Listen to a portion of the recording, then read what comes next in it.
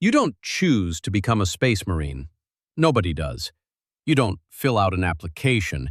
You don't raise your hand in a classroom. You don't dream about it as a child because, where you're from, children don't dream. They survive. The Imperium of Man spans 1,000,000 worlds, and on most of them, life is cheap, brutal, and short. You were born on one of those worlds, a feudal planet called Dusk Veil, where the sky is the color of an old bruise, and the strongest currency is the ability to keep breathing past your 20th birthday. You are 14 years old. You have never heard the word Astartes. That is about to change, and when it does, it will cost you everything you are, your name, your body, your past, your humanity, and give you something in return that no human being was ever supposed to carry. This is how you become a god of war.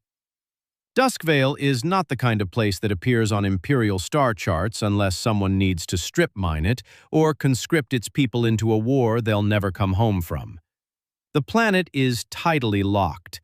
One side bakes in permanent sunlight, the other side is frozen solid. You live in the Twilight Band, the narrow strip of habitable land between the fire and the ice. Your tribe numbers around 300 people. You don't have a city, you have a settlement. Wooden structures built on elevated platforms above the acidic marshlands, connected by rope bridges that sway in the sulfuric wind. Every morning someone checks the ropes for rot, because if they don't, someone dies. That's the level of attention to detail required just to exist here. Your father is the tribe's best hunter. He taught you to track before you could write. He taught you to read weather patterns in the cloud formations, to identify safe ground by the way the marsh reeds bend, to calculate the weight of your kill against the distance back to camp before you ever raised your spear. He didn't call it mathematics. He called it staying alive. The result was the same. Your mother died when you were 6. Marsh fever. The kind of illness that kills you in 3 days if you don't have the right medicine, and nobody on Dusk Veil has the right medicine. You filed that memory away somewhere deep and stopped looking at it.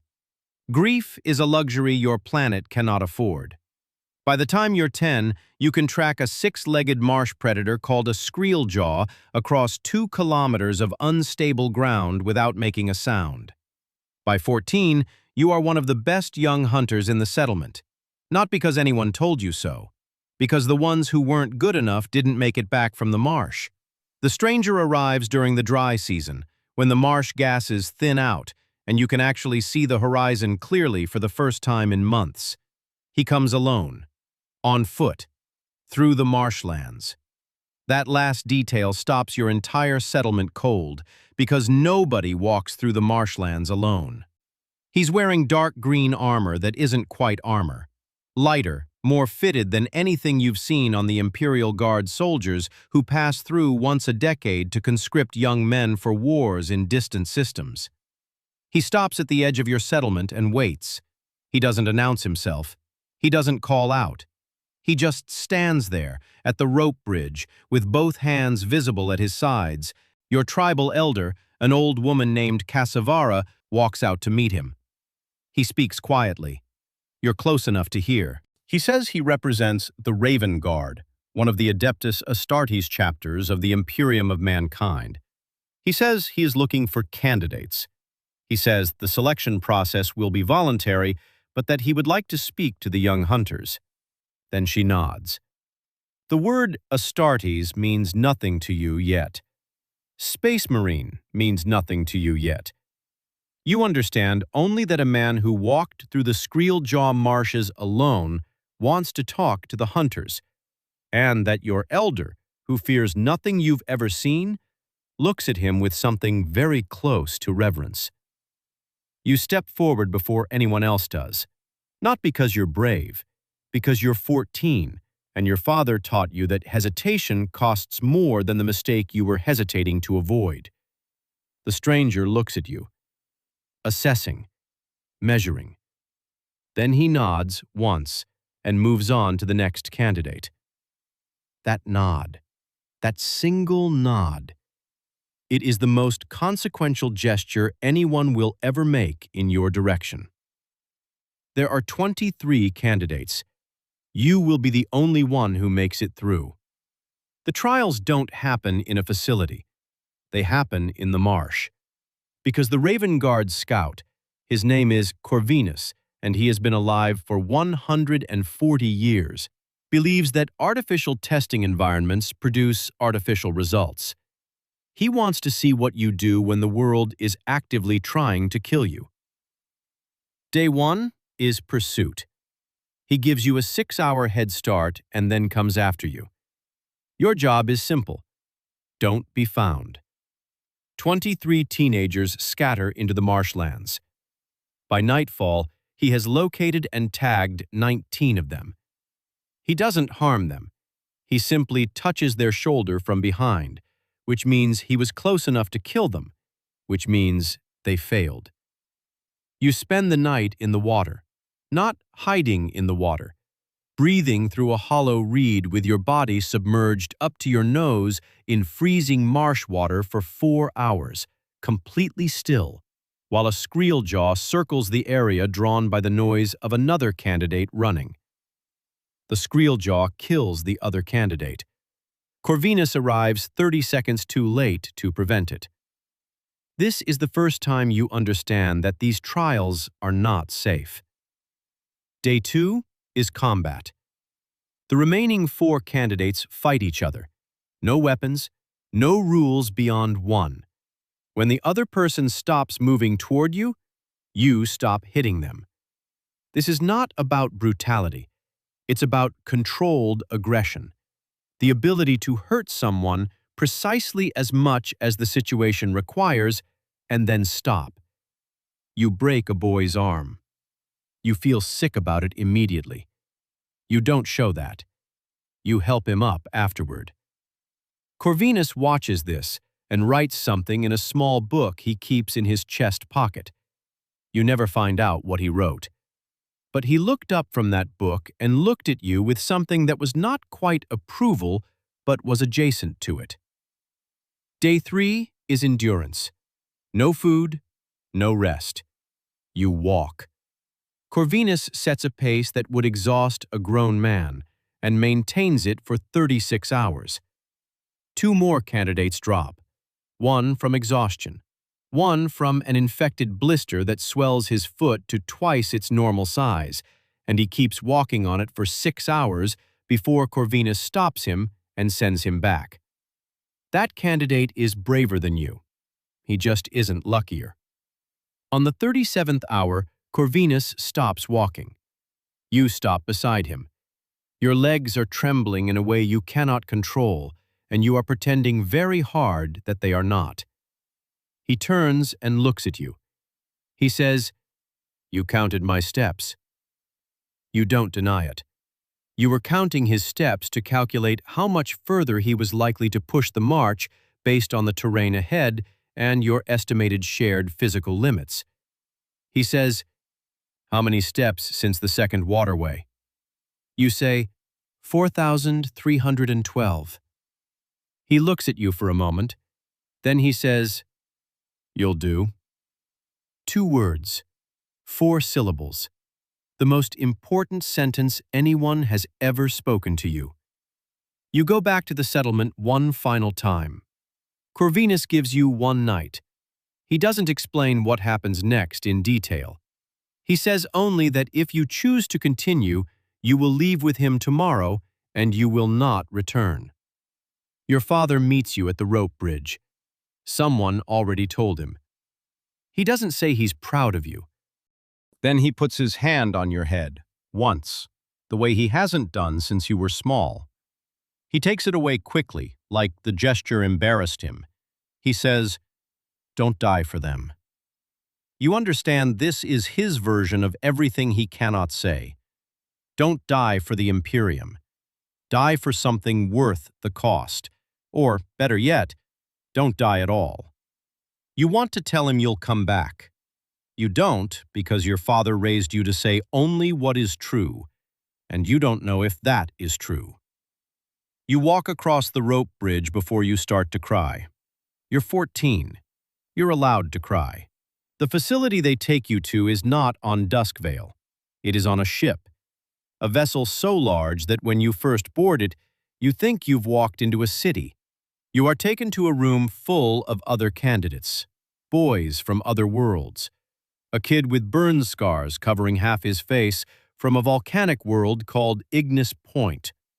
A girl from a desert planet who can go 4 days without water from pure biological adaptation. A pair of brothers from a death world who finish each other's sentences and fight like a single organism with 2 bodies. You will come to understand that the Imperium of Man is not a government. It's a prayer, 10,000 years old, held together by the skeletal faith of 1 trillion people in an emperor who may or may not still be conscious on his golden throne on distant Terra. Then they begin remaking you. The first implant is the secondary heart. They grow it in a vat from a genetic template derived from your Primarch, and they place it in your chest next to your original one during a surgery that takes 11 hours. You wake up, and for 3 days you feel like there's something wrong with you, which there is, except that wrong is now also right. The Osmodula comes next, an implant that floods your skeleton with synthetic growth hormones and bonds with your bone structure at the cellular level. Your spine aches constantly during this period, the deep bone ache of rapid structural change, and you are given nothing for the pain, because pain tolerance is also being assessed. The Biscopia, the muscle implant. Your muscle tissue begins growing at a rate that would be classified as a tumor in a normal human being. They give you the hemastamen, which rewrites your blood. Your red blood cells now carry oxygen with an efficiency that makes normal human blood look like a rough draft. The liman's ear enhances your hearing to a degree that takes weeks to adjust to, because suddenly the world is catastrophically loud. The oculobe, your eyes. The implant takes 6 hours, and the recovery takes 3 weeks of darkness, lying in a sealed room while your visual cortex rewires itself around a new set of biological lenses. When they take the bandages off, you see the world in a way that makes your previous vision feel like you'd been looking through dirty glass your entire life. By the time the final implants are placed, the Becher's gland that makes your saliva acidic enough to burn through steel, the preumnor that lets you safely eat things that would kill a normal human, the Black Carapace that fuses with your nervous system and allows you to interface directly with your power armor, you are not the boy who stood at the rope bridge on Dusk Veil. You now weigh 230 kilograms of muscle and bone ceramic. You stand 7 feet 4 inches. You can see perfectly in the dark. They bring you to the armory on the day of your final induction. The suit is standing on a rack in the center of the room. Mark 7 Aquila pattern power armor. The armor still has the damage record logged in its machine spirit, the ancient, semi-aware intelligence that lives in the suit's systems. The chapter artificer explains this to you before you put it on. He explains it because you should know whose armor you're wearing. The suit is not equipment. It is inheritance. When the armor seals around you for the first time, you feel something you don't have a word for. The Black Carapace implant at the base of your spine activates, and suddenly the suit is not something you're wearing. It's something you're inhabiting. You feel the servos in the joints as if they're your own muscles. You feel the pressure sensors in the gauntlets as if they're your own fingertips. The heads-up display populates your vision with targeting data, motion trackers, atmospheric readings, and the biological signatures of the 12 battle brothers standing in the room with you. Their heartbeats appear as green icons in the upper left of your vision. The chaplain stands before you in black armor covered in scripture and skulls and says the words that every Space Marine hears at their induction. He says, "In the name of the Emperor, What do you offer? The answer is not complicated. You were taught it months ago. You say, everything. And you mean it. Your first deployment is a world called Ferath's Landing. Your squad is 8 battle brothers and a sergeant named Veil who has been fighting for 60 years and still moves like he's angry at the ground. The drop pod hits the surface so hard that the impact registers on the planet's seismic sensors. The doors blow outward and you charge into smoke and rubble and the sound of weapons fire from every direction simultaneously. Your training activates in a way you don't experience as thought. It's faster than thought. Threat left. Your bolter swings left and fires before you've decided to fire it. Cover right. You're behind a collapsed wall before you've reasoned through the decision. You are functioning at a level that your brain would call instinct, except instinct doesn't account for this level of tactical precision. The bolter in your hands fires self-propelled mass-reactive rounds. Each shell is a miniature rocket that penetrates before it detonates. This is the part they don't train you for, not because they can't, but because some lessons can only be taught by the thing itself. The weight of ending something that was moving and then is not. Even an enemy. Even someone who would have ended you without a moment's pause. The battle lasts 4 hours.